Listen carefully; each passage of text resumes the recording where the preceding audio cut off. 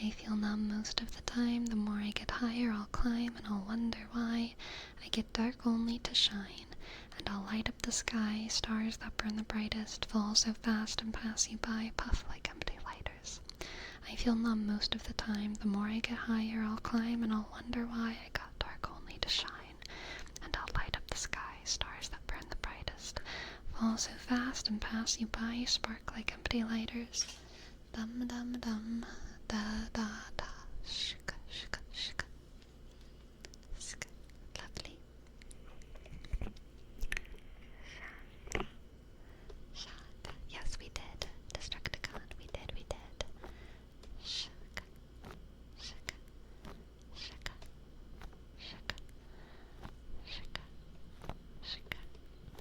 Shaka. Shaka. Shaka.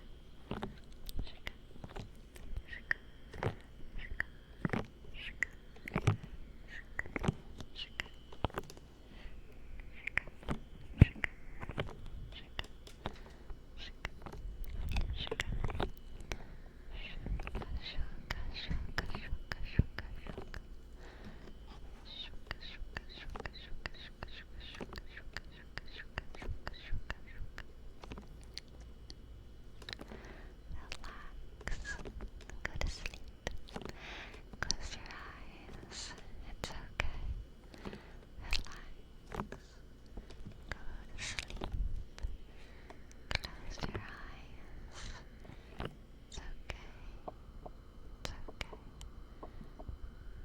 It's okay. It's okay. It's okay. It's okay. It's okay.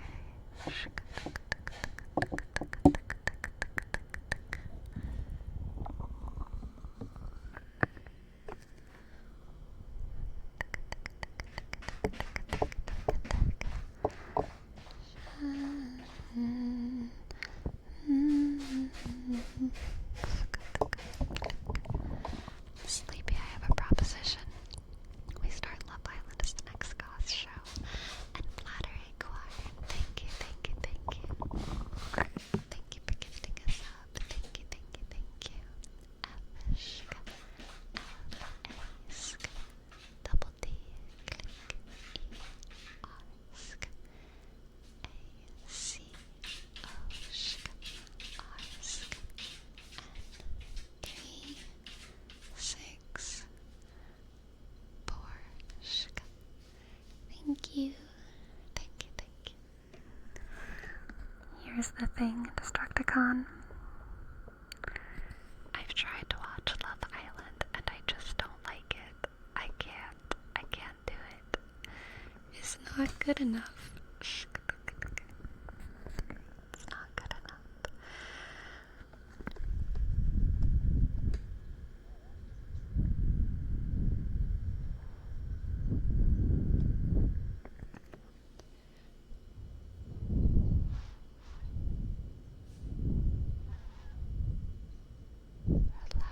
Relax. I'm gonna blow on your ear, okay? Can I blow on your ear, please?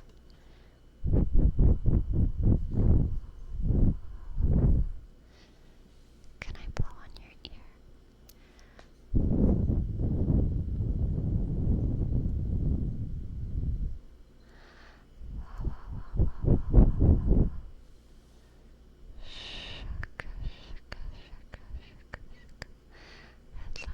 Relax. Which card, our hero from Hearthstone, would you date? Zarella. Every time I see Zarella, I'm like, damn. But I don't know what she's like in WoW. I only know Hearthstone's Zarella card. But I like Zarella. Swash, swash, swash, swash, swash, swash, swash. Swash, swash, swash, swash, swash. Sylvanas? I don't even remember who that is for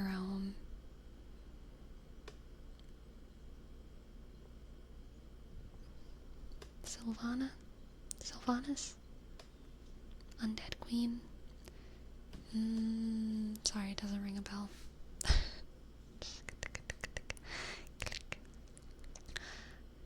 You know, who I don't think I would date them, but they would be my BFF?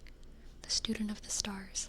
Student of the Stars, underrated card. I love Student of the Stars. I put Student of the Stars in every single deck. I love Student of the Stars. I have won games so many times because of Student of the Stars, and I love them. The Tauran constellation is extra bright, okay? I love Student of the Stars. I want to be their best friend.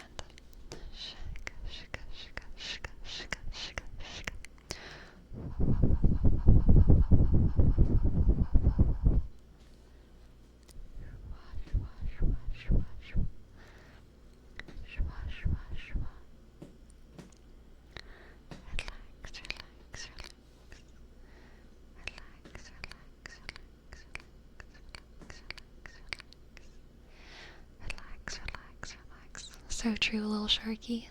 Every time I see a big nose, I'm just like, damn. They must smell so much.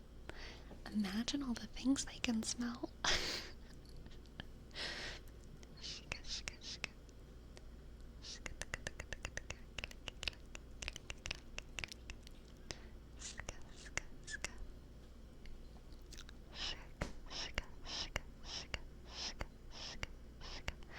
Oh, we also have another poetry reading for Lionheart.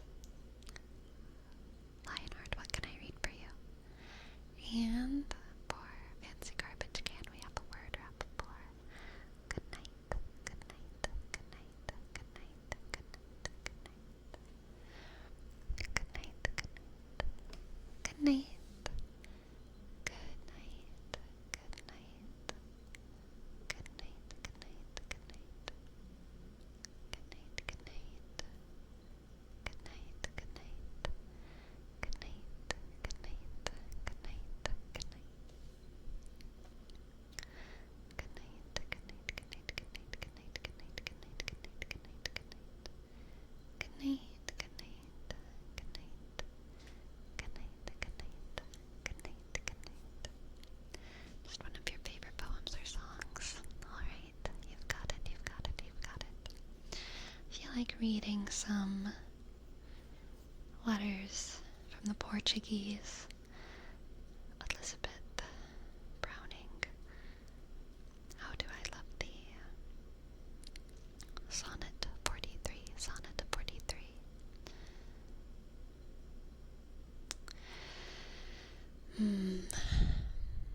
Thank you, Fridge. Thank you, Fridge, for being quiet for Poetry Hour. How do I love thee? Let me count the ways. I love thee to the depth and breadth and height my soul can reach, when feeling out of sight for the ends of being and ideal grace. I love thee to the level of every day's most quiet need, by sun and candlelight. I love thee freely as men strive for right. I love thee purely as they turn from praise. I love thee with the passion put to use in my old graves and with my childhood's faith. I love thee with the love I seemed to lose with my lost saints. I love thee with the breath, smiles, tears of all my life. And if God choose, I shall but love thee better after death.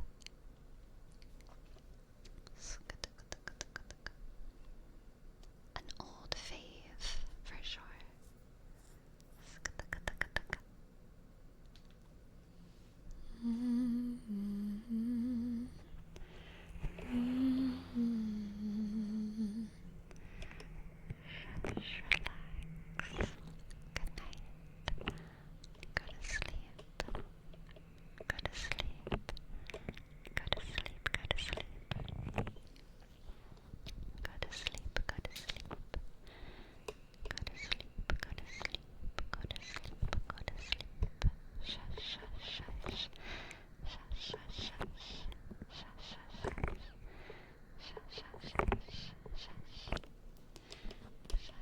What was the name of that poem? Sonnet 43 by Elizabeth Barrett Browning, also known as How Do I Love Thee? How do I love thee? Happy birthday to your best friend, Yaka. Happy birthday, Yaka's best friend.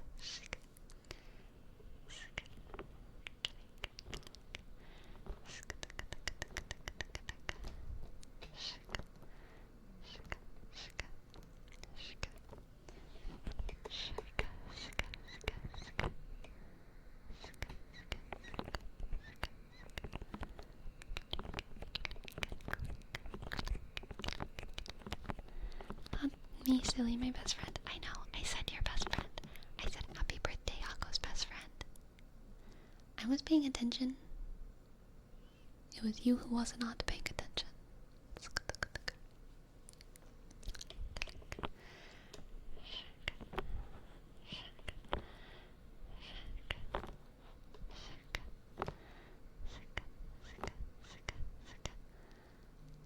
Oh my goodness. Thank you so much. Thank you so much, Roger Moore. I really appreciate it. Thank you for your $25. The lyrics to the song Long Black Veil? Sure, let's see. Long black veil. Lyrics. Shika, shika, shika, shika, shika, shika,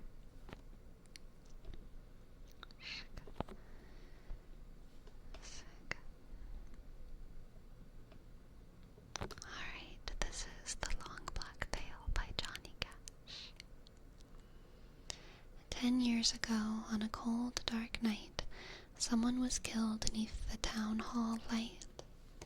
There were few at the scene, but they all agreed that the slayer who ran looked a lot like me. She walks these hills in a long black veil. She visits my grave when the night winds wail. Nobody knows, nobody sees, nobody knows but me. The judge said, "Son, what is your alibi?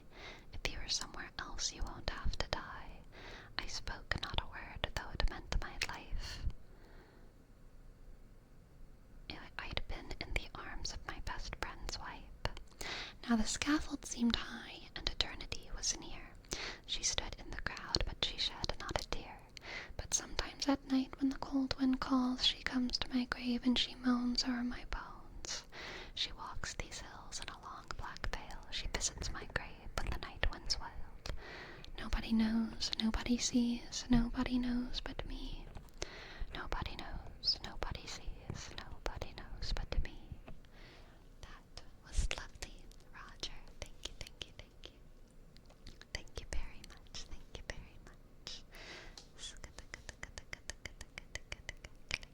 Choco Biscotti finally finished baking and now I can relax. That sounds wonderful. SLTs.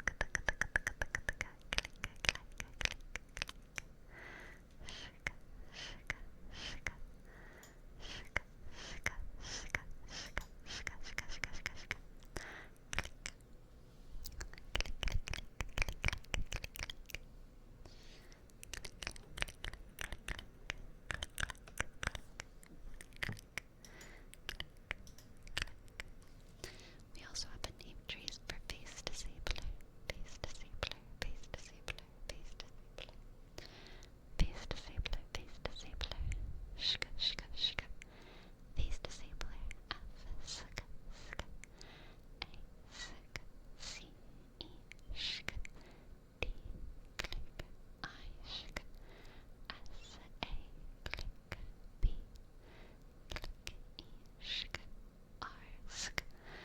These disabler, disabler, disabler. Shaputaputup.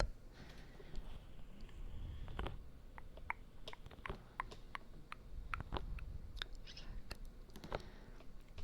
Shaka. Shaka. Shaka. Shaka. Shaka. Shaka. Shaka. Shaka. And for Slumjig, Slumjig, S-L-U, shk, M, sk, J, sk, I-G, click, 7, 2, 0, Slumjig, Slumjig, Sleepy Throne of Glass update. Truly not much to say. I haven't read in the past like 2 or 3 days, so I've still only just started. Is it called Queen of Shadows? Queen of Shadows. I'm like maybe 10 pages in or something.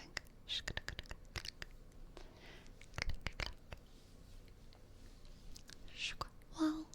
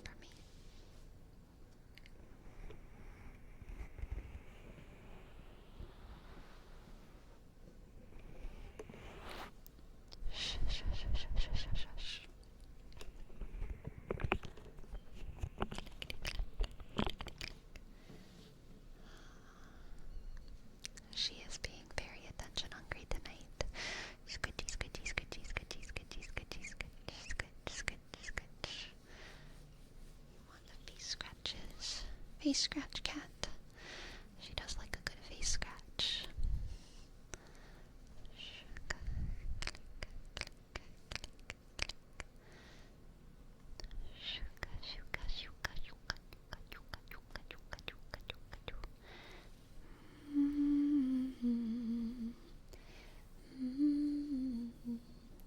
Hello, Mystic Toad. Welcome in, welcome in.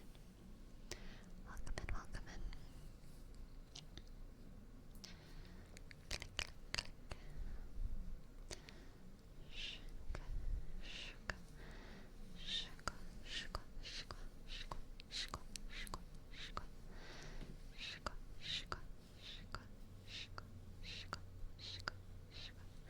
I'm now home for my first semester of college.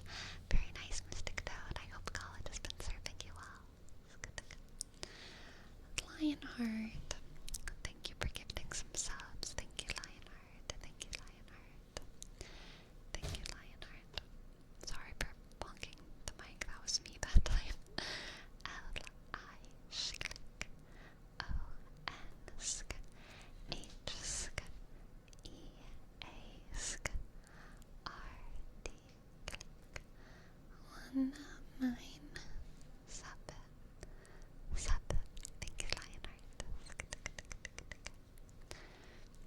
And for Pet Ghost, we have a word up for meow. Meow. Meow.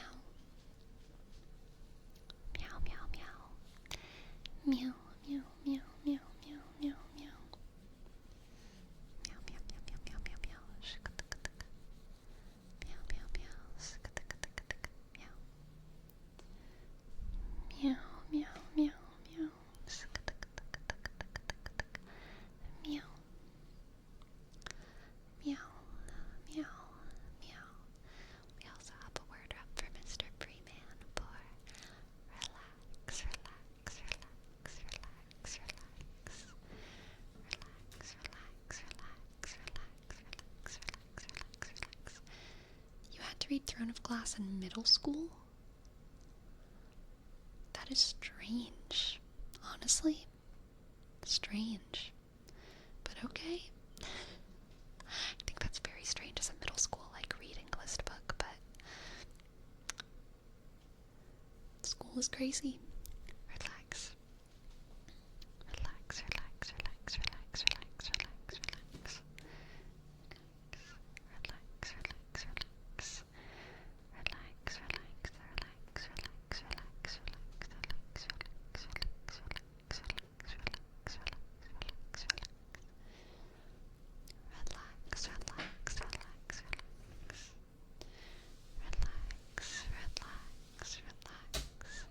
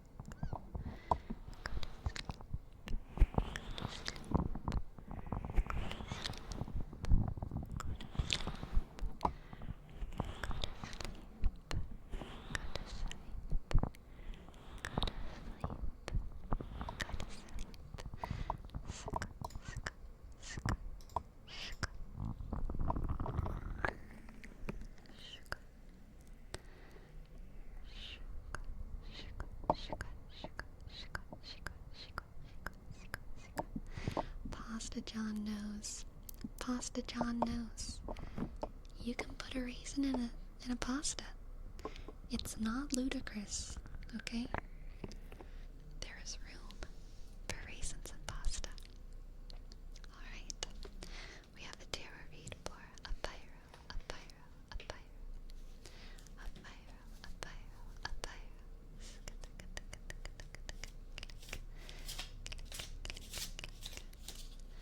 A pyro. What do the cards have? For a pyros. A pyro, a pyro. No pyrosocial. Sorry. No Pasta John. You finished the war, okay? You finished the war. You finished the war. There's room for raisins and a pasta. Discussion over. Discussion over. Okay, now a pyro. For you we have the 8 of wands. The 8 of wands. The 8 of wands.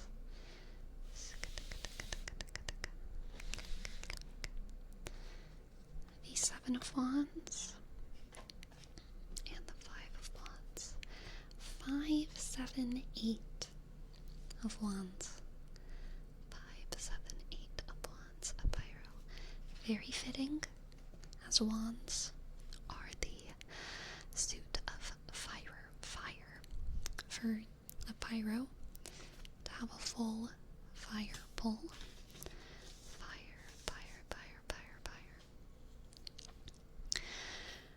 This is a swiftly won victory. A pyro.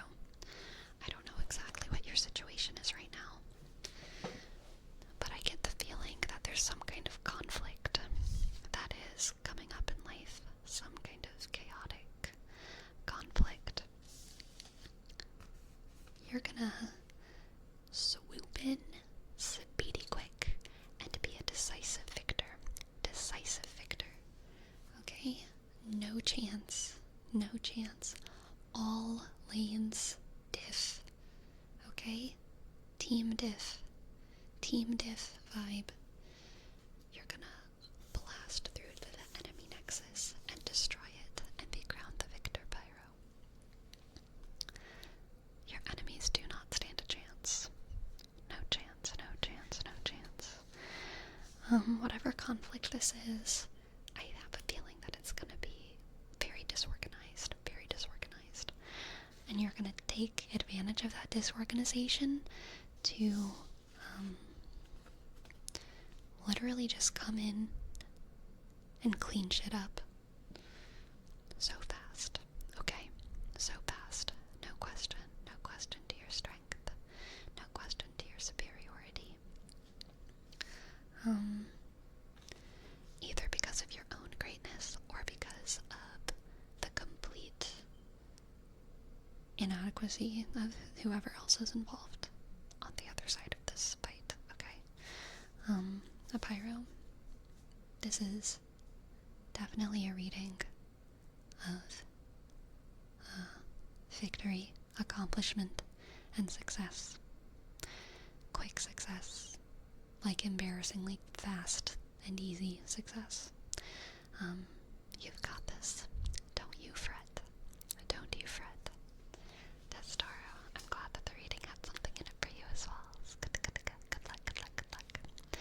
Um, Apira, you got this. You got this. You got this. Exactly, Verome. Against the bots kind of energy. Against the bots kind of energy.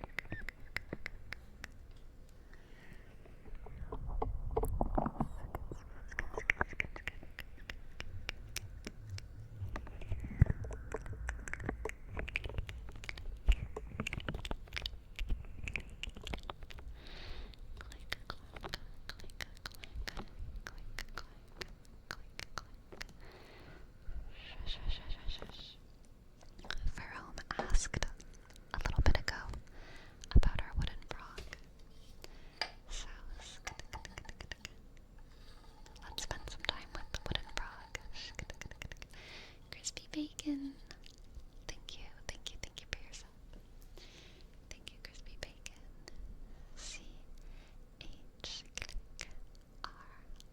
CHRISP BISK ASK and 096 4. Thank you, Crispy Bacon. Frog.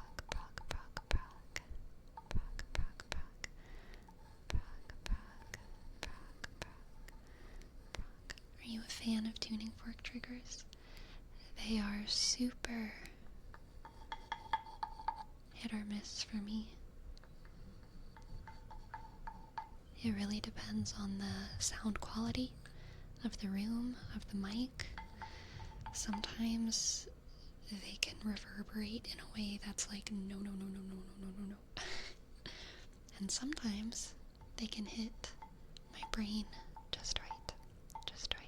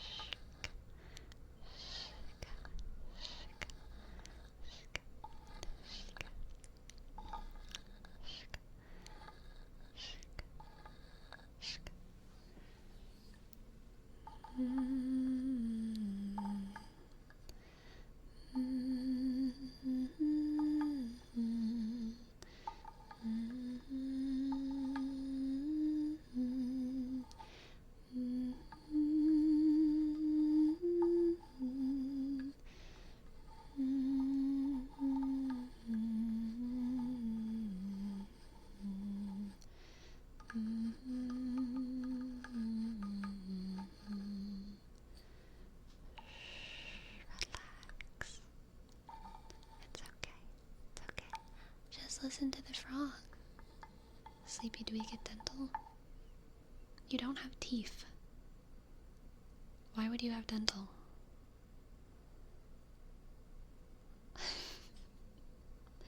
You don't need dental if you don't have teeth. Then what's in your mouth? That's a you question, okay? That's a you question.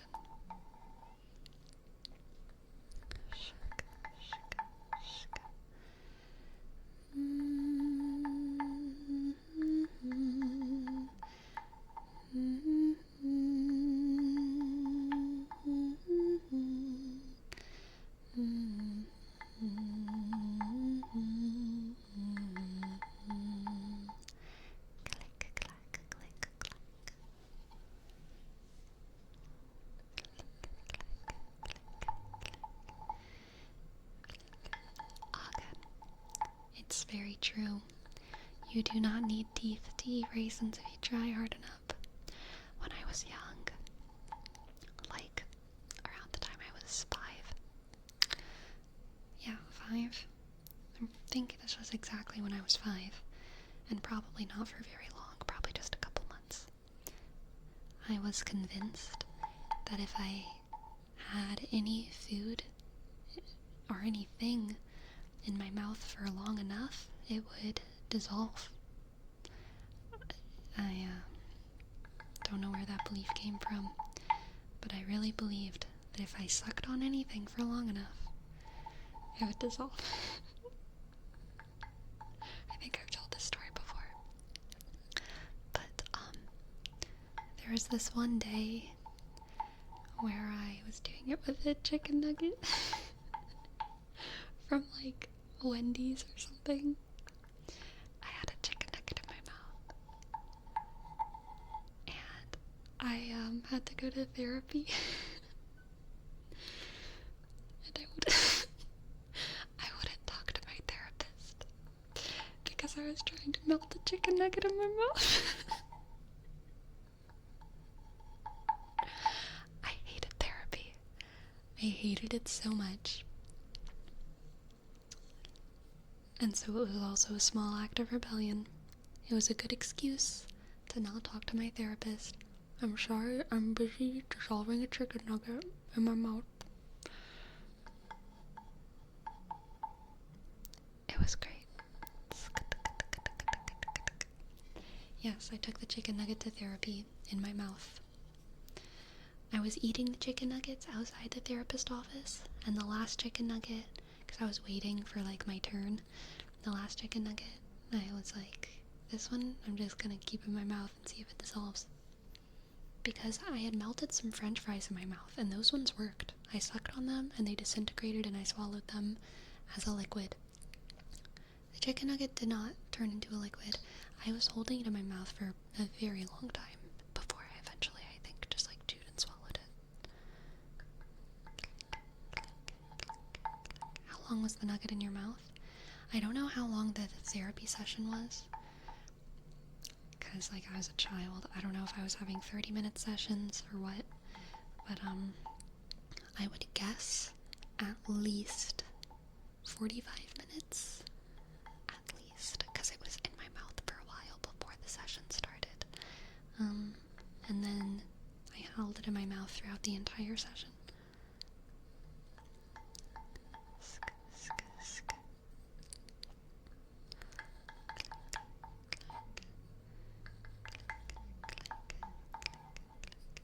I wonder what the therapist was thinking the entire time.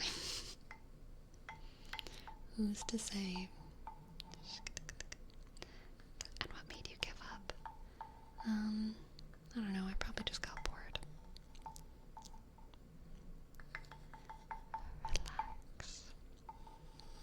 Relax.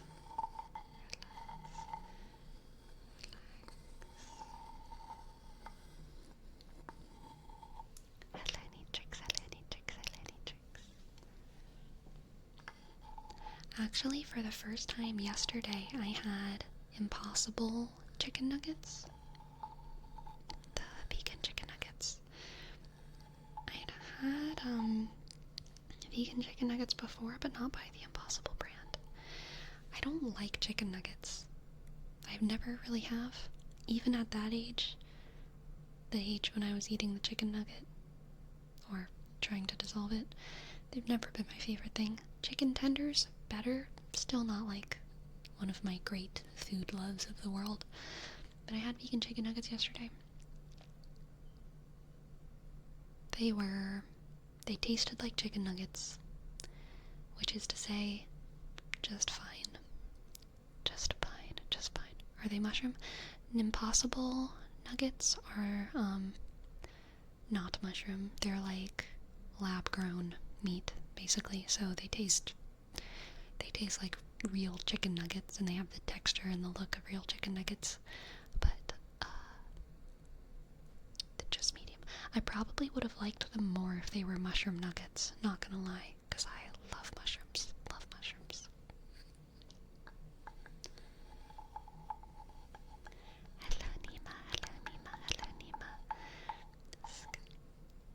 that therapist also retells that story a bunch. I hope so. I hope I gave that therapist one thing. A good story. Oh, I can't remember. Destructicon. Aren't they just called puffball mushrooms? Or something like that? Aren't they just called puffballs? I feel like they might just be called puffballs.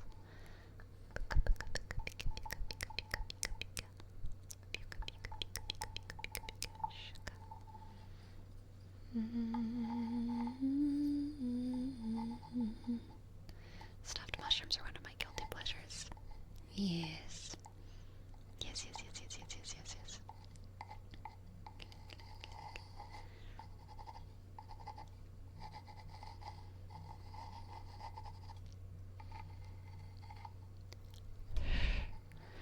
Relax, relax, relax, relax, relax, relax, relax, relax, relax. Sugar, sugar.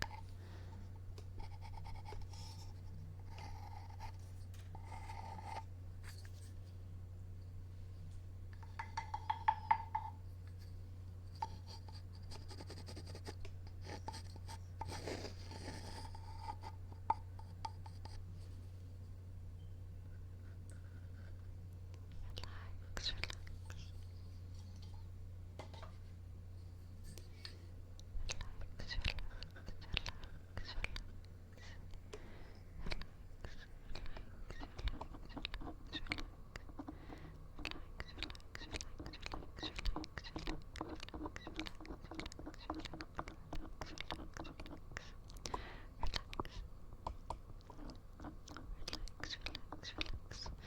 Corn does vegan chicken nuggets made from mushrooms. So corn has like a patented vegan meat. It might be mushroom based, totally, but it's like a mix. It's a mushroom, or sorry, it's a meat substitute that truly no other brand has access to, which is so interesting. I don't think any other brands did that. Thank you for your tip, SLG. Thank you, thank you, thank you. And I think it's because most vegan brands are, like, they're into their substitute being used by other companies. Like especially dairies or cheeses, they want other companies to use their cheese within their product, or like at restaurants to use their cheese and like all this. So it's, not patented, but corn has like patented their meat base, which makes, I don't think I've ever had a corn product, but I know that that's like the weird thing about corn, the corn product. Very interesting. But Impossible, I don't think it's vegetable protein isolated. That might be included, but Impossible and Beyond are both like known for being like kind of ultra, I don't know if ultra processed is the correct word in this context, but they're not like a mix of normal ingredients. Impossible even more so than Beyond. Impossible beef is like, they use heme protein, which was at one point extracted from an animal to create more heme protein. So it's literally like lab grown meat. At least I know that that's true for their beef. Maybe that's not true for their chicken though. I honestly don't know. But it's like, yeah, it's like actual lab-grown meat for Impossible Foods. Yes, kind of wild. John Lennon, I agree.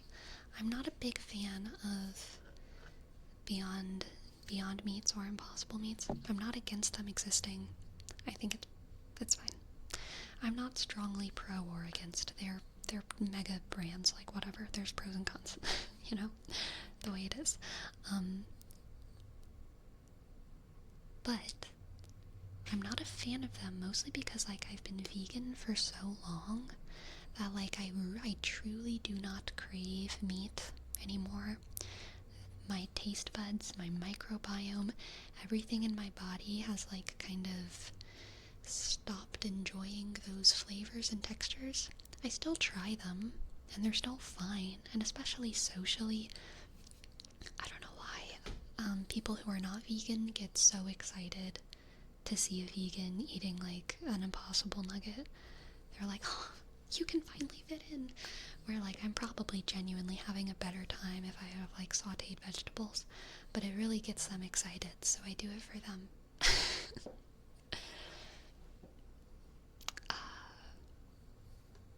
And yeah, so I eat Impossible or Beyond Meats like socially, I guess, or like situationally, trying something new, whatever. But in general, I very much prefer just like delicious vegetables cooked well. Exactly, Hagen, exactly. Nothing more relatable than a chicken nugget, you know? People see me putting nutritional yeast and raisins on my pasta and they're like, she's too weird, she's too much. But you eat a chicken nugget and everyone loves ya. Rabo man, thank you for your bits. Thank you for your bits. I think at the minimum, it's fine for them to exist as an alternative for people. I agree with that.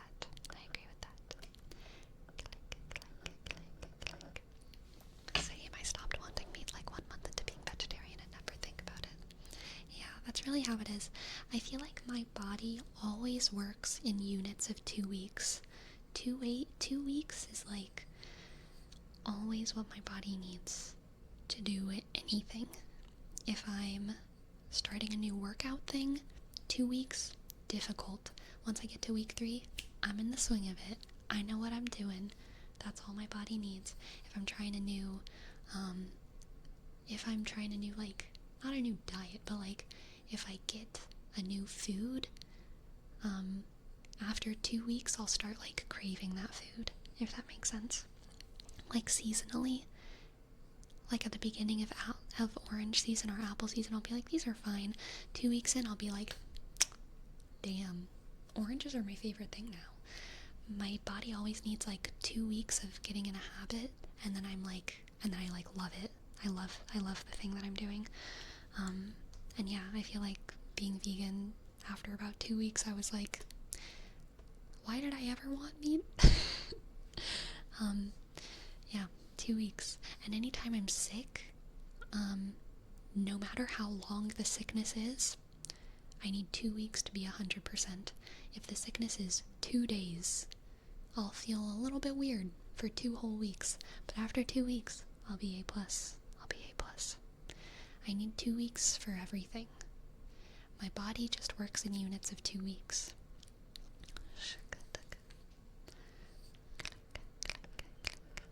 Rainbow Man, here's your name trace. Rsk.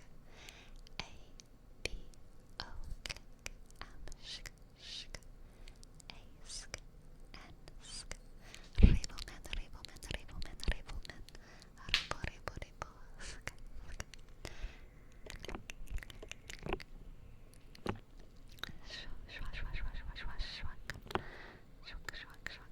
2 weeks notice.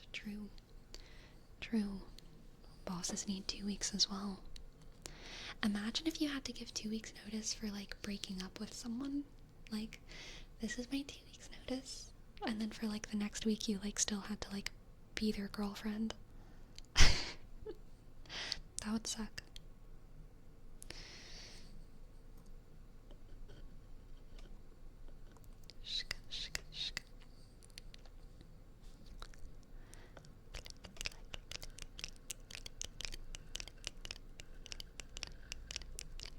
I've known quite a few people who've like lived with their significant other. This is super common, and like broken up and had to live with them still for a while, until someone found a new place or until their lease was done or whatever. And that always just sounds like so stressful to me. So awkward, so stressful.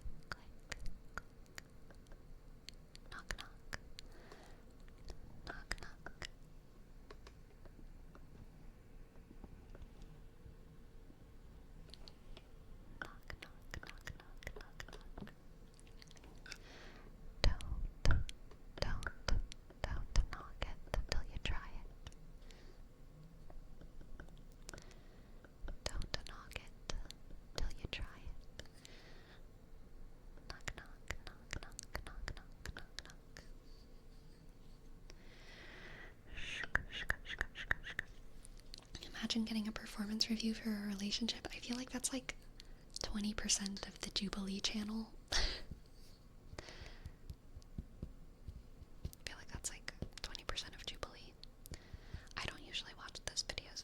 I'm not a big fan of Jubilee's relationship videos. I see them on my feed and I'm like, ugh, no. I don't like their relationship videos. I like Middle Ground and some of their other series, but a lot of their relationship videos, I just can't. I can't.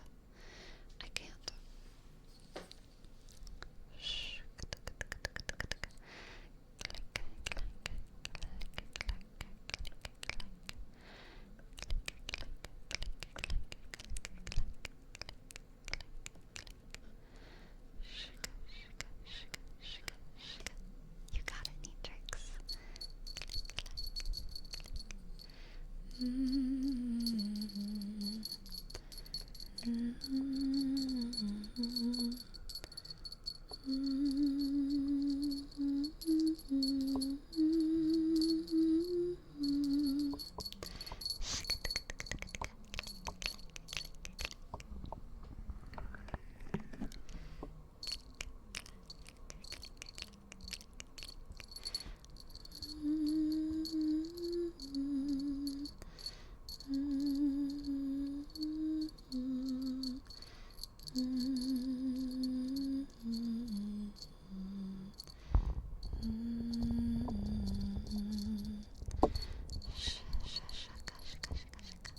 You're very welcome, neat tricks. You're very welcome.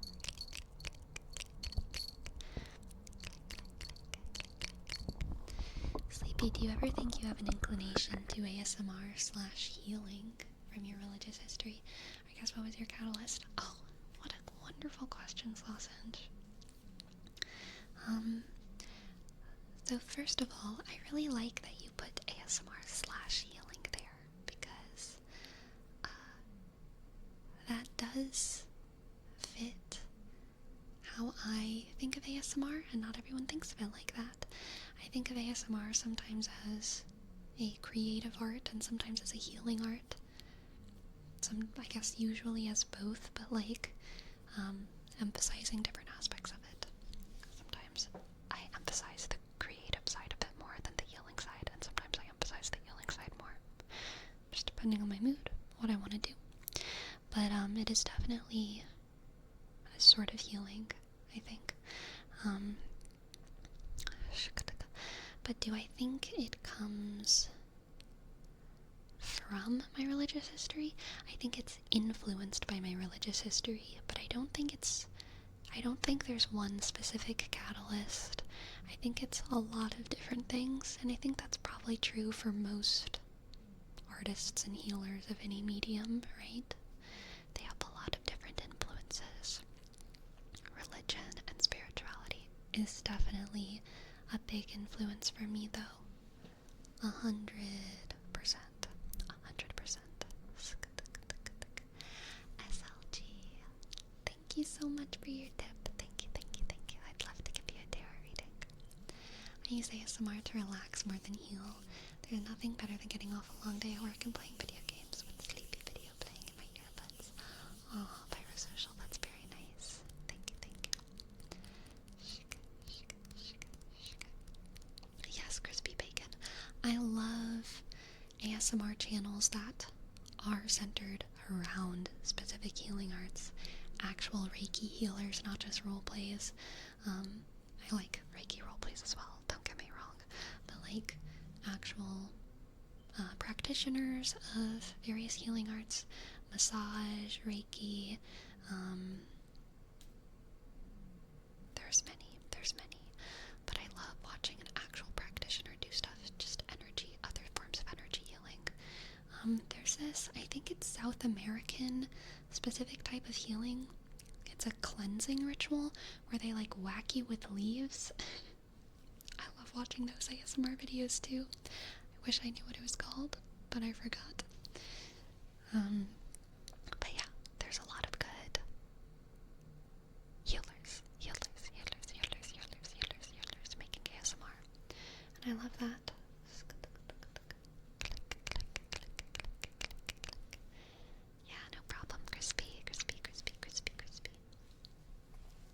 And yeah, chiropractors, another good example.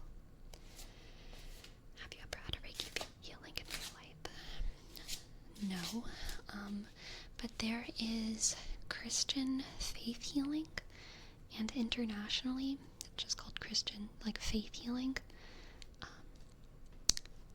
And it's considered a gift of the Holy Spirit in the same way that some people have the gift of prophecy or the gift of speaking in tongues. In Catholicism, these gifts are considered extremely rare. Everyone is said to have all of them in some small capacity, but like someone who is like an actual prophet or who can like actually fully speak in tongues is like very, very, very rare. Some other sects of Christianity, it's considered more common in more charismatic groups. People speak in tongues all the time, people say prophecies all the time, and they have kind of their own idea of what those things mean. What do you mean speak in tongues? Very good question, John. So in Catholicism and biblically, speaking in tongues refers to speaking in a language that you, like, being able to speak your language and someone else hearing you in their language, or maybe speaking someone else's language without actually learning their language, which is part of how, according to legend, the apostles evangelized, the original apostles evangelized. They could speak to throngs of people, crowds of people who were from different places, and be understood by everyone, even though they were speaking in their own language. So that's like speaking in tongues. In some more charismatic movements, speaking in tongues, the meaning of that has shifted to being something more like speaking the language of angels. So people who speak in tongues in more charismatic movements will like kind of speak like babble words that don't really make grammatical or linguistic sense to anyone, but they will feel like they're having a spiritual experience. A lot of Catholics look at that. My cat is going crazy. She hit a light a little bit, but I think it's fine. A lot of Catholics will look at that and be like, oh my god, goodness, these charismatics are being possessed by demons. And then some more mild Catholics will look at that and be like, these charismatics are convincing themselves that they're speaking in tongues when actually they're just meditating and like saying some gobbledygook. What a strange phenomena. So everyone kind of has a different idea of what speaking in tongues might mean or could mean, or what people are doing, or who's saying what, or what is happening when people are speaking in tongues. But anyway, the gifts of the Holy Spirit are considered like pretty rare when they come in really, really strong amounts. A lot of the saints, the Catholic saints, we would, like probably the majority of them, probably had the gift of faith. The gift of faith. Their faith was so strong that they were dying martyrs, that they were believing in the craziest of circumstances, believing so much that their prayers were stronger because of that. And then, of course, there were some saints who were prophets or healers or whatever. But anyway, also having a gift of the Holy Spirit in a great amount does not like necessarily make you a saint. It's just a gift of the Holy Spirit, given because who know why is a mystery. But anyway, faith healers in the Christian tradition, depending on the location that you are, they can have a practice that's pretty similar to Reiki, in that they will, like kind of laying on of hands sort of stuff. But of course they don't really use chakras. Sometimes they will use like herbal concoctions, and like there will be some local folk elements involved with like how they heal, the tools that they use. But it do Reiki, of like energy healing. And these people are said to have the gift of healing. In Louisiana, Christian faith healers are called traiteurs, which is a French word. I don't know what it means in French. Maybe it just means healer, but they're called traiteurs. I've never had a Reiki healing, but I have had a traitor do some little hand healing on me before, which was fun.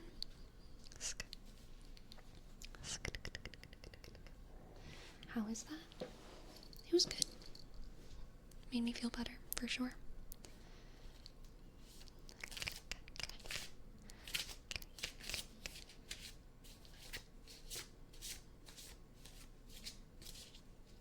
Like, how is that process? What do they do? I am going to do this tarot reading first, and then we'll talk about faith healing more, okay? For SLG, SLG, SLG, SLG, SLG, SLG, SLG, SLG, SLG, SLG, SLG, SLG, SLG.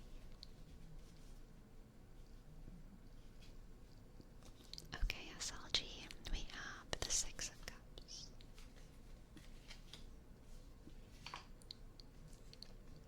The Six of Wands. The Six of Cups. The Six of Wands. The Five of Wands.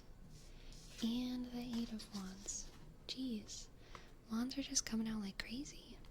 Crazy tonight. Crazy, crazy, crazy. Crazy Knight of Wands.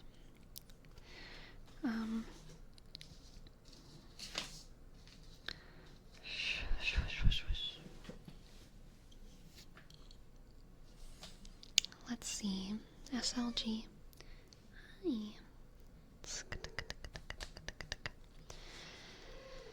SLG, I think there's a... I'm so sorry, my cat just ran into my mic again. I think that there's a conflict in your life. Hi. Her food will magically fall out of her cat dispenser in 5 minutes. So, she knows it's time.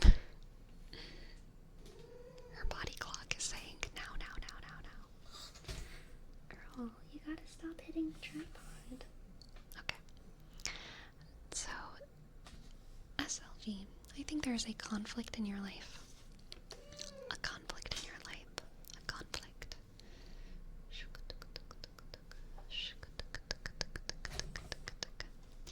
And the answer to solving that conflict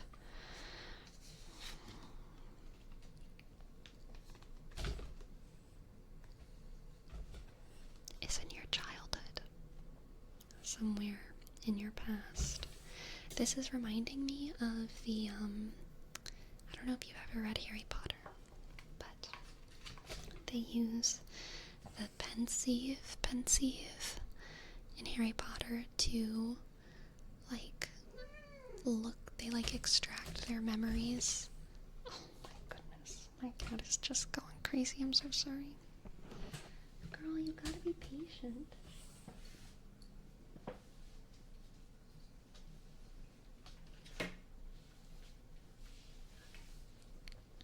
I tried to pick her up to see if I could just hold her, but she didn't want it. Can I pick you up? Okay, there we go. Let's just hug her. Let's just soothe her for the next 3 minutes. In Harry Potter, they extract their memories with like a little string, like a string coming from their wand, a little silver string, and then they put it into the pensieve, which is like a magical, like cauldron, and then they look into it and they can see into the past, and they can be immersed in a specific scene, in a specific memory of their past. this is giving me a similar vibe. Like there's some kind of conflict, SLG, some kind of problem, and the answer is in your childhood. The answer is in your past. And, because we are not in Harry Potter, because we cannot extract our memories like this, you must find the marks of your past in your present. This is a very specific reading, SLG. I hope that this makes sense. But the marks of your past are in your present, okay? This Six of Wands is about aesthetic, okay? So it's something like a scar, something like a mark, something like an accessory, an heirloom from someone else, right? That is a mark of your past. And the answer to this conflict, you need to find it within that mark of your past, okay? Find the answer to the conflict in the mark of your past. And that will swiftly lead you to victory. Very specific reading. There it is.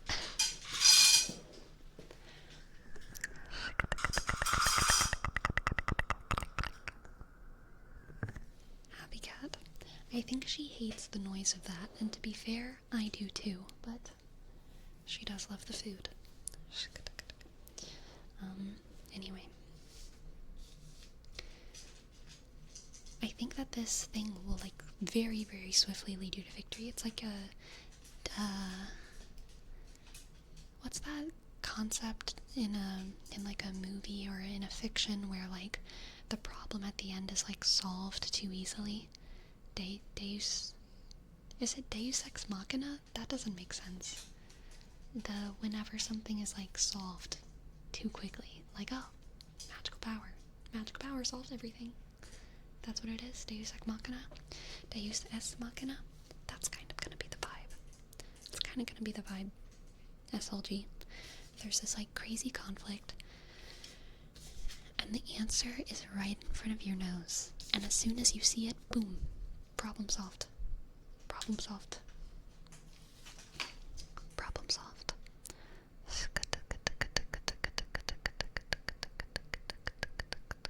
I don't know what that is for you, but let's pull an oracle card and see if that helps a little bit. Let's see if that helps.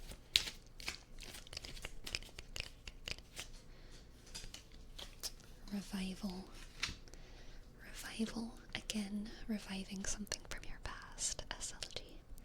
Reviving something from your past. Reviving something from your past.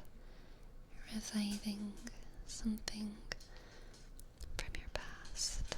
Reviving something from your past. You've got this, SLG. I'm rooting for you. I'm rooting for you. I'm rooting for you. Thank you for letting me read for you.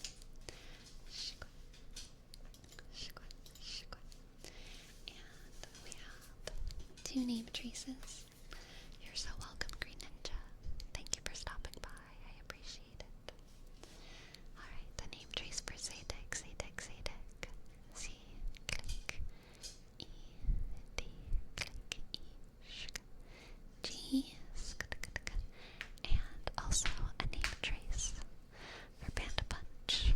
B, click, A, sk, N, D, sk, A, sk, D,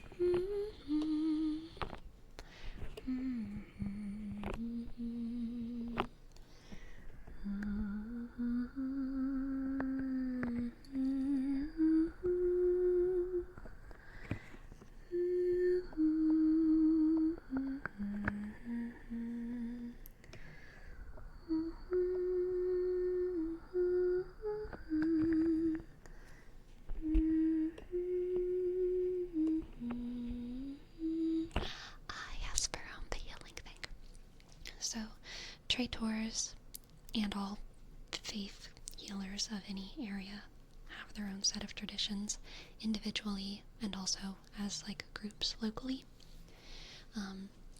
It also depends on the severity of the issue. For me, literally, it was just like someone who identified as a faith healer was a coworker of mine, and on the job, they were like, I feel like it was a very quiet day, and we were like getting into it, talking about all kinds of spiritual stuff. Oh, the days when that job was quiet before everything exploded. There was a lovely little era where almost every day was like super, super slow. It was great. So many wonderful conversations. She was one of the most interesting people I've ever known in my life.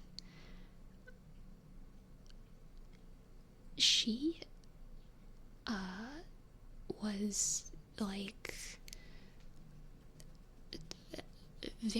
there's only a small handful of people in my life who I feel pretty certain about like being touched spiritually, and she was one of them. And she was one of the only ones who was like not like a vowed religious, not like a priest or a nun or something. She was just a normal working class girl, and she was so clearly like set apart. It was kind of wild. It was wild how obvious it was. But she, after we had this long drawn out conversation about human design and demons and angels and all of this stuff, she was like, do you mind if I try healing you? And I was like, sure.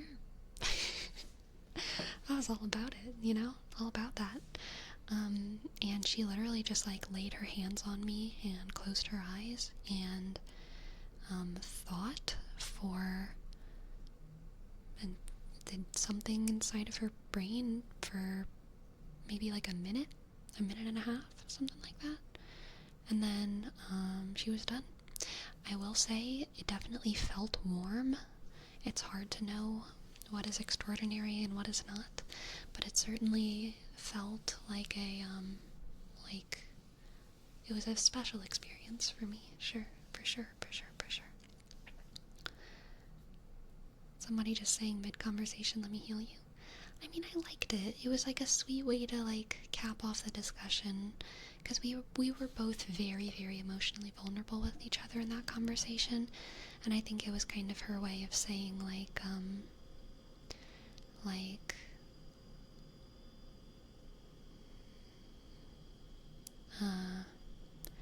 it was kind of her way of saying like, thank you for letting me tell you so much about myself. Can I use everything that you now know about me to help you? You know what I mean? Because she told me a lot about herself in that conversation, and I think it was just, yeah, her way of offering a sort of thing for that, and I was very flattered. All of us need healing. All of us need healing, you know? And I was happy to have some, and it did make me feel good. It did make me feel good.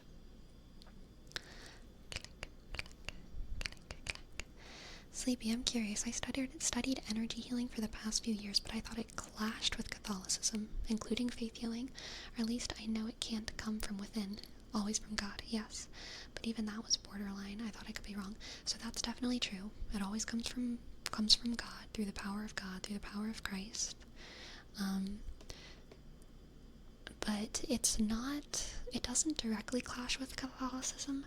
I will say it's something that is so pervasive throughout a lot of folk communities.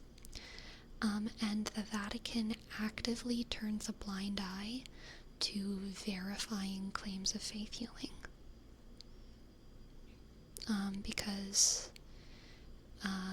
investigating miracles is extremely careful work. Getting something verified as a miracle I mean, things don't usually get verified as miracles.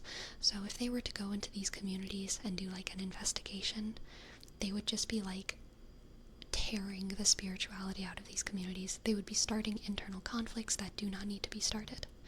And so a lot of these people, I mean, most of these 99.9999% of these people, they're not like doing any kind of verified miracle, right? They're just people comforting each other, usually using folk remedies, tonics, and they say, this power comes not from me but from God, and then they pray over you. So it's like it's not a very like extraordinary practice most of the time.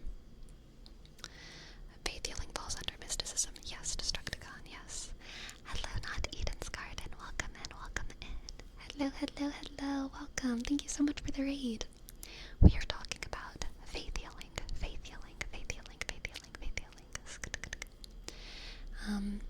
But yeah, so it's like usually these things are not verified by the church, but they're also not shut down by the church. They kind of just stay away from it, you know? They kind of just stay away from it because they know that these practices are practiced with faith and love for this, for God, for the church, for the Pope, for all these things.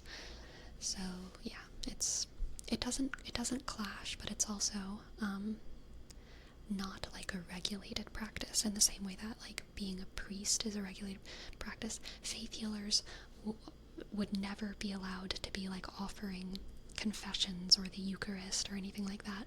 If it was found out that a faith healer was like hoarding blessed Eucharist or something, yeah, they would be shut down. They would be shunned, probably by their community. They wouldn't need the church to come in and do anything because those things are directly considered like sacrilege. And kind of like a cult, right? So like the faith healers are not treading on the toes of priests in any way. They're usually just healers, ethnic healers from a place that's Catholic. You know what I mean? I think that exactly right there, that feeling that is hard to explain, is what we could define as real life magic. Could be healing, faith, whatever, but that's it. I agree, Jerome. I agree. It was definitely an impactful experience. Hoarding blessed Eucharist is a wild thing to do. People do it though. People do it. It's actually a pretty frequent like ingredient in like occult, what I would say is like the bad side of the occult.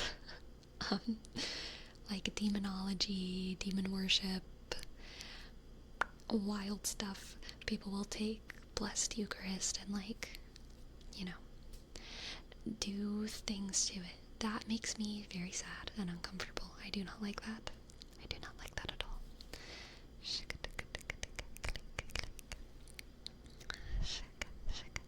Sleepy, I'm not religious. I'd wanted to start becoming religious. Where should I start? Would I be expected if I just walked into the house of God one day? Absolutely, you would be. Like, you wouldn't just be accepted. People would be super excited. Also, people probably wouldn't notice that you're not Christian, right? Depending on the church you go into, there's not too many dead giveaways, but if there were, like, if you walked into like a mosque or a temple or an Orthodox Christian church, they have more wardrobe conventions where you would walk in and probably immediately be a little bit set apart. But even in those communities, I have a feeling, I mean, most religious people are just excited to evangelize. Most people want to have the credit for like being nice to someone who's not of their religion and teaching them about their religion. Like, there's very few religions that don't have a little bit of an evangelical spirit to them. So where should you start? I would start with whatever it is that you're interested in. If you're interested in the community, go to a church that looks like it has a nice community. If you're interested in philosophy, and if you're interested, I mean, it depends. I'm just going to take this from a Christian lens, but if you are interested in another thing, then like do a different thing. If you're interested in philosophy, I would say read like the Church Fathers, read some C.S. Lewis, read those kinds of things. If you're interested in prayer and mysticism, read the mystic saints, read St. Teresa of Avila, and St. Therese of Lisieux, and St. John of the Cross, and other mystics. Just follow whatever excites you. That is the best place to start. That is the best place to start.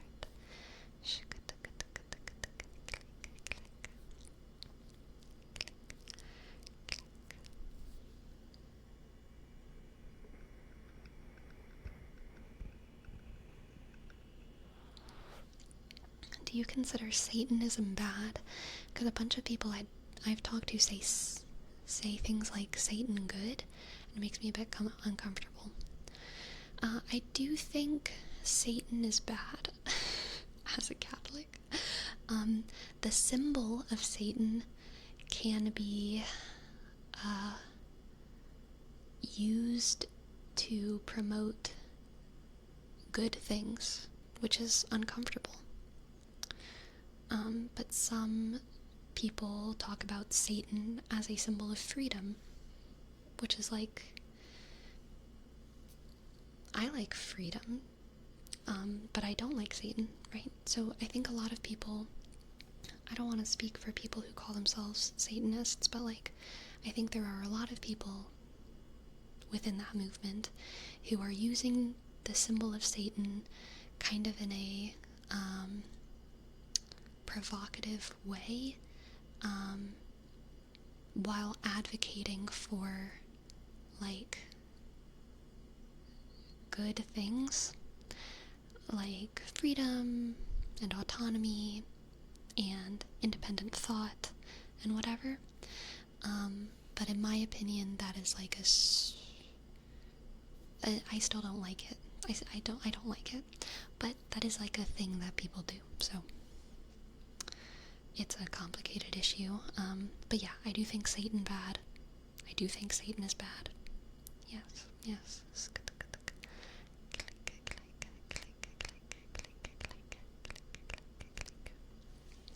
Yes, the symbol of Lucifer can be used for good. The biblical Satan is a tester and is not as lovely. Yes, Eden, for sure, for sure, for sure. There are two different churches of Satanism, one for legal freedom and another to worship Satan. Also, an important thing of this conversation, an important aspect of this conversation.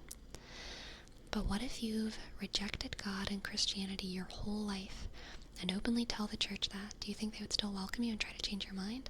Yeah. Most churches? Yeah. Certainly Catholicism. I mean, there were a lot of saints like that. There were a lot of saints who like started out as Romans, persecuting, not just rejecting God, killing Christians, murdering them, hanging them for the whole town to see. And then they changed their mind. And then they were like revered as saints. So like, you know, always room. A lot of people use Satanism to point out the hypocrisy of Christianity. I think that's true and misses the point. A lot of people do use Satanism that way, but it misses the point. Because the idea, one of the great, like, part of the good news of Christianity is that, a good God exists. Like, that is the good news, right? I mean, there's more to it. There's also, like, Jesus' death and resurrection, which is a pretty important part. But, like, part of the good news is that a benevolent, good God exists.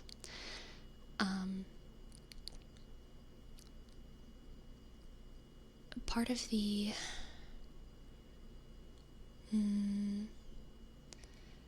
part of what... how should I say this? An idea within the world is, and that's fairly true, is that power corrupts, and that leaders are bad. Inevitably, leaders do not end up serving their people. Power corrupts, money corrupts, evil people,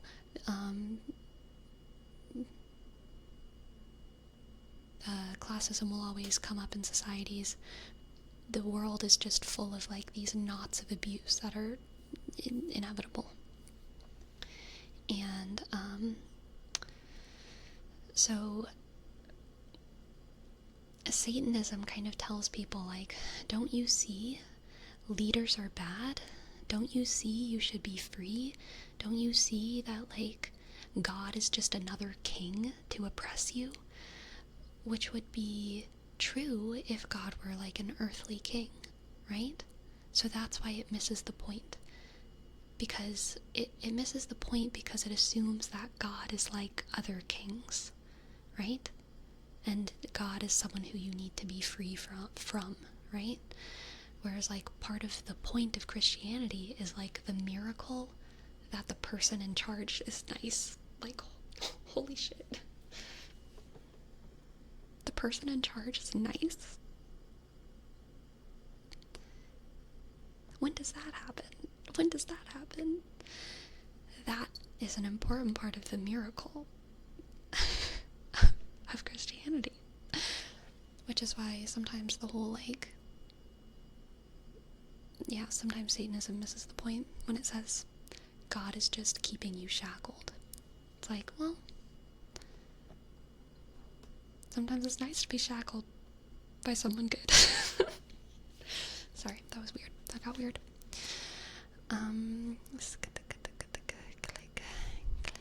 Could you cup our ears? I can absolutely do that. I can absolutely do that by our social.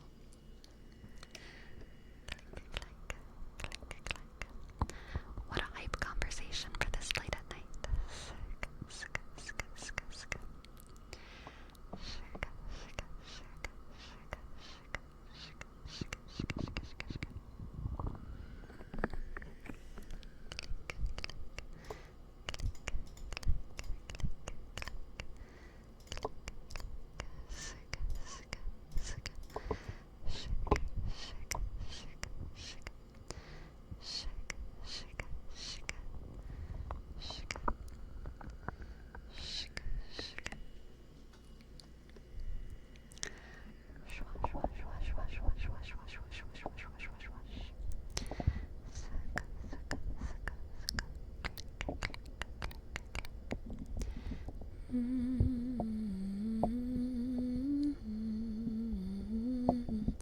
Also very true, Slossinge. In this conversation, I just, for the sake of simplicity, treated Satan the way he's treated culturally, which is as interchangeable with the concept of Lucifer. But it is true that historically, mythologically, Lucifer and Satan are different characters. But conventionally, in the modern world, we don't think of them that way, so I just didn't feel like talking about that. So I was just took it as the devil. Let's just the devil, Lucifer, Satan, same thing. Not really, but kind of.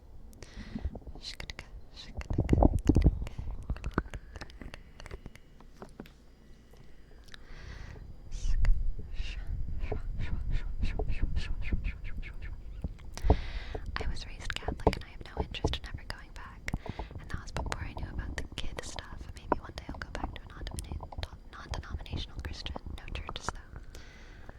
Understandable, Possum. To the layperson, they're often the same thing. And the religious person, really a lot of the people who know the distinctions are just people who are nerds about it, you know? Even a lot of religious people just don't. They don't know the difference, which is fine.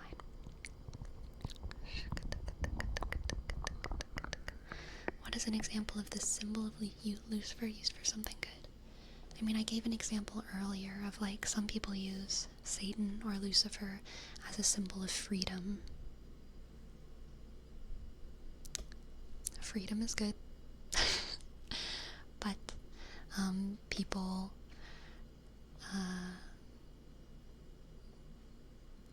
I think there's like better symbols of freedom out there.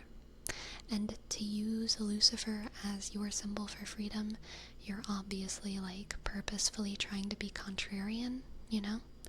Which is, like, you should take that into account, I guess. But yeah, I mean, people can use almost anything as a symbol of good, right? Shika, shika, shika, shika, shika. I would agree with that, Burnout Club. I would agree with that.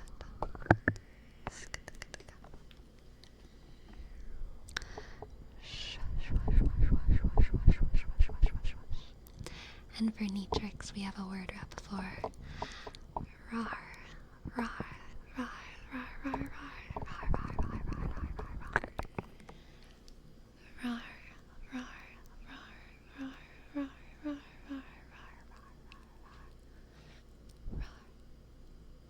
rar, rar, rar,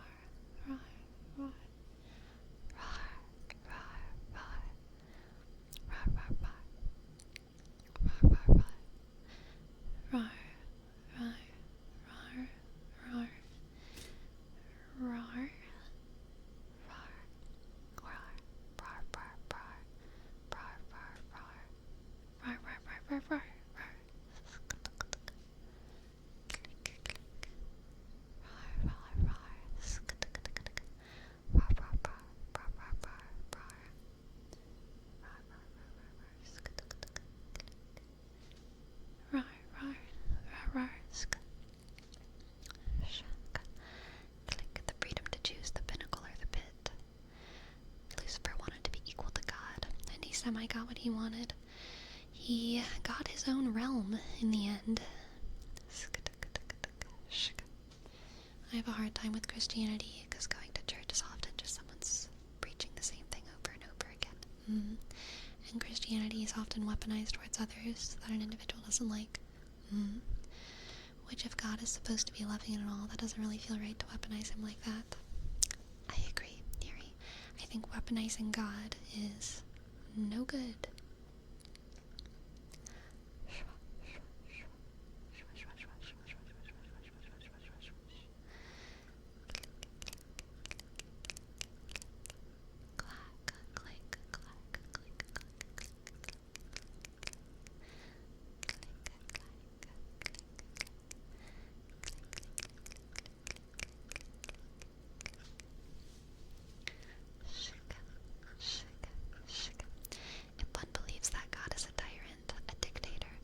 The opposite would indeed be freedom. This is the danger of relating to God as if he were a dark triad personality. Exactly, BK. That's kind of what I was trying to say earlier. Like, part of the good news is that God is good, which is crazy, but based. Scream as loud as you can into the mic. No.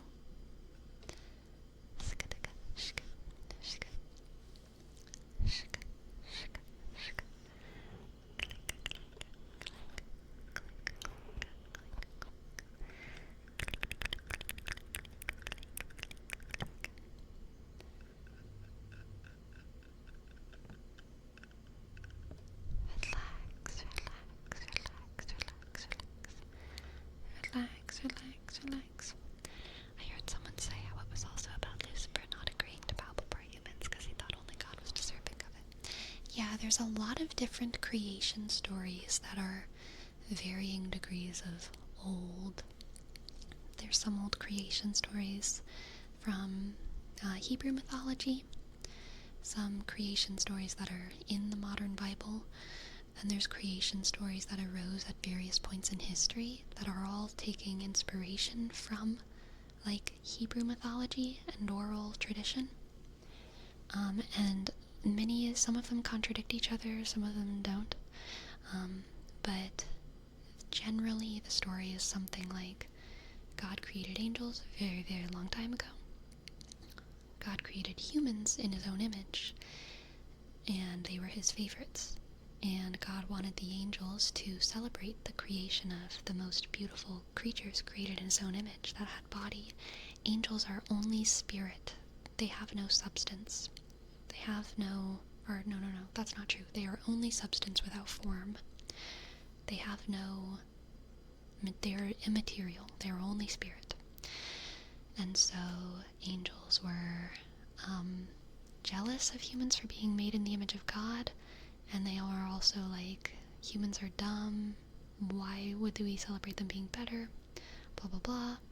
And so then Lucifer, who was the morning star, the brightest of all the angels, God's favorite angel, was like, I don't want to do that. God, you suck for asking us to do this.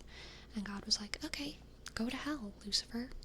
And Lucifer suffered the greatest despair of the cosmos, which is being separated from God.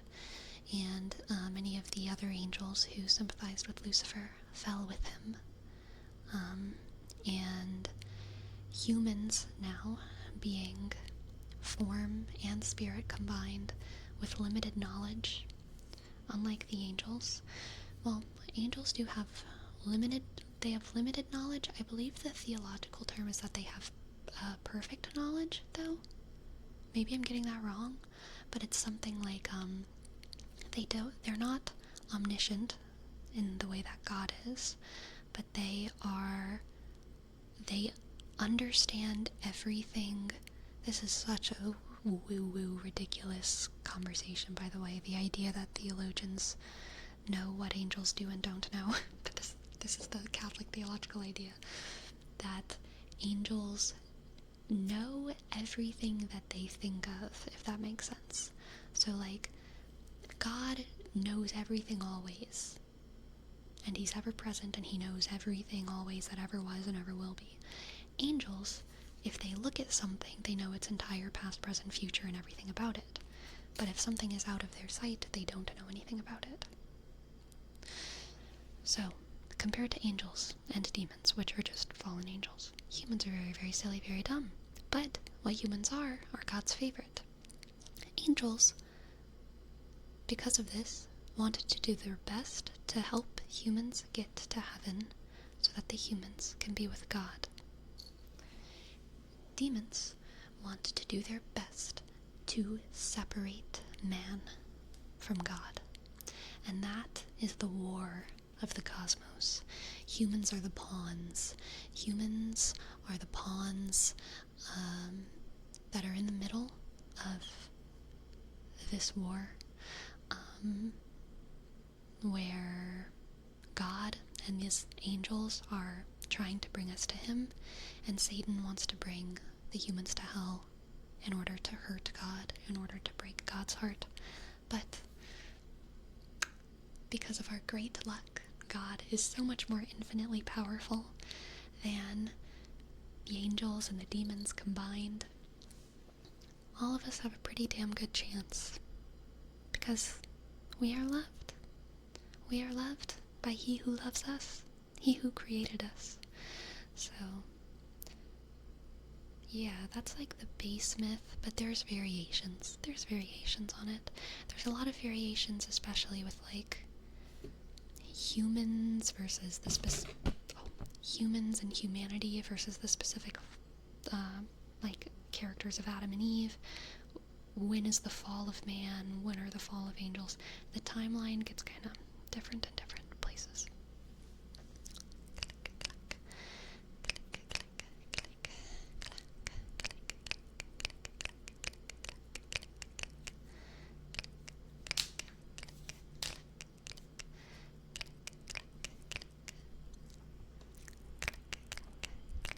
Also, it's stated that the world and love of it is to love Satan. That is a Gnostic idea that is not accepted in most Christian sects nowadays, but it is an old Gnostic idea that can still be found in some oral tradition and some mythologies. The most common Christian idea and Catholic idea is that the world and creation itself is an extension of God's love, and that the world is good, but that the world is evil, and that everything of the world is evil is like a form of like Gnostic dualism, which says that everything material is evil. and that's extended even to our bodies, right?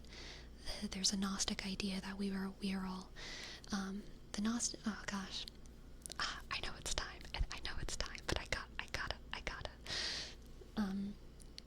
The Gnostic idea is that God was broken up into many different aspects. There's aspects of God, and one of the aspects of God, which is Sophia, or wisdom in Greek. Sophia rebelled against God. Sophia, across time, sometimes Sophia is called Lucifer or is called Satan. Those concepts get intermingled.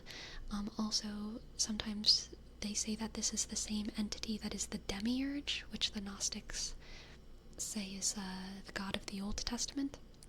But either way, there's like this rebellious thing within God, breaks away from God, and that split is what caused creation to exist. And because of that, creation is literally like the breaking of the divine and the imprisoning of the divine into the material.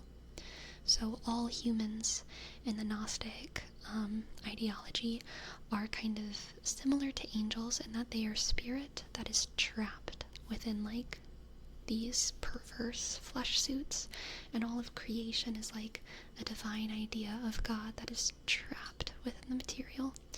And so those ideas were kind of certainly around like early Christianity and early Europe, but the church pretty early on rejected those ideas and said, no, creation is good, our bodies are temples, blah blah blah blah blah. But still, like the oral tradition, mythology, Gnostic texts were certainly getting traded around during Europe, or throughout Europe, and throughout the Middle East, and throughout Asia, all the way into the present. So sometimes these ideas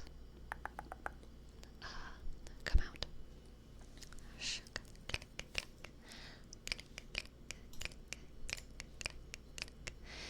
How do you feel about reading some lyrics about the devil? No more. No more. I gotta end stream. I got things to do, my friends. But I've had a wonderful idea. Not a wonderful idea. I've had a wonderful time with you all. I'd love to talk more about Gnosticism next time, because this is one of my favorite topics. I do want to answer what Aegis said. Not to be inflammatory, but does that mean that the Gnostic ideas made it into the Bible? Almost the opposite. Books of the Bible were spread around separately before they were combined. So it's more that once everyone started combining them, Gnostic books were removed, and things like love not the world or other phrases like that were sometimes used by Gnostics to like propagate their own ideas, but they can still fit within like Christian theology if you look at the context of those quotes, which is usually not like creation is bad. It has more to do with materialism or like worldliness, but you have to look at the context. So it's more that like they were all combined at first, and then the like explicitly Gnostic texts were taken out because they were had usually like kind of sketchy authorship, or like non-Christian ideas, but texts were being written by all people throughout the world and being traded, and some people were saying they knew Jesus, some people were saying they weren't, so there were all kinds of like sketchy, invalid books that were immediately taken out, then some that were like, maybe this is real, maybe this is not, but then it was decided that they were not, so they were taken out. Complicated. Burrow, thank you for gifting us up.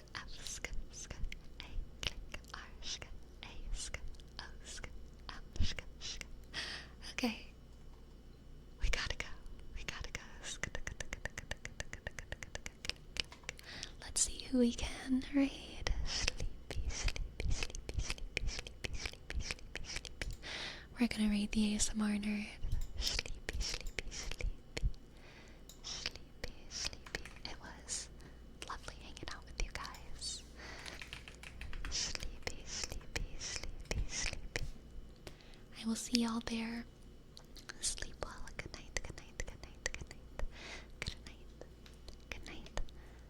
same time tomorrow.